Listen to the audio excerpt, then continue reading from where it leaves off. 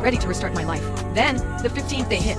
$32,000. I couldn't breathe. My family was gone. My parents passed away years ago, and my remaining relatives treated me like a stranger. I didn't have wealthy friends. Who would do this? Why this specific pattern? The uncertainty drove me to the bank, where the horror truly began. The bank insisted my balance was zero, but the money was real. I had spent it. I had paid the hospital, the landlord, the boutiques. If the money didn't exist, how were those transactions cleared? I went home and started calling everyone I ever knew, desperate for an answer. I never finished the list. At the stroke of midnight, my heart simply stopped. As I sat there now, reliving the memory of that phantom sensation, a terrifying realization began to take shape in my mind. The reason I was gone was likely because I hadn't spent every last cent. For the first 14 days, I had emptied the account. But on the 15th day, when that 32,000 arrived, I froze. I was too scared to touch it. And at midnight, I was punished. Was this some kind of twisted gift from a higher power? A scenario where the price of the windfall was total consumption. If I didn't spend it, did I lose my life? No, I whispered, shaking my head to clear the fog. That's not reasonable. I'm a pragmatist. I don't believe in urban legends or digital ghosts. There had to be a logical explanation. My plan was simple: use the money to get healthy again. And then, before the numbers became astronomical, find the person behind the curtain. By the 13th day of this new life,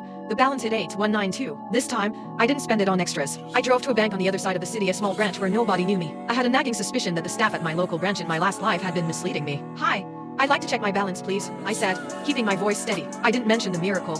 I wanted to see what their system showed first. The teller tapped a few keys, her expression neutral. "Miss Lane, it looks like this account has a zero balance." My blood ran cold. "Zero? Are you sure? Could you check for pending deposits?" "Nothing," she said firmly. "According to our records, the last transaction on this account was back in early March when you withdrew your final $20. There hasn't been a cent moved since." I stood there, frozen. Early March, the day before the first dollar appeared. That meant every deposit and every purchase I had made over the last 2 weeks existed entirely outside the banking system. How was that possible? Who has the power to bypass the federal banking infrastructure? I demanded to see the manager. I caused a scene, but no matter who looked at the screen, the answer was the same: zero. I became convinced it was a conspiracy. The bank had to be in on it. They were not telling me the truth. I called the authorities, right there in the lobby. But after they ran their preliminary check, they treated me like someone needing help. They escorted me out with a warning: if I came back to bother the staff again, I'd be facing a disorderly conduct charge. I felt a deep, hollow sense of dread. If science and the law couldn't explain the money, then I was playing by different rules. Rules that ended in a tragic outcome if I failed to follow them. I didn't gamble. I spent the $8,000 as fast as I could. Donations, high-end electronics,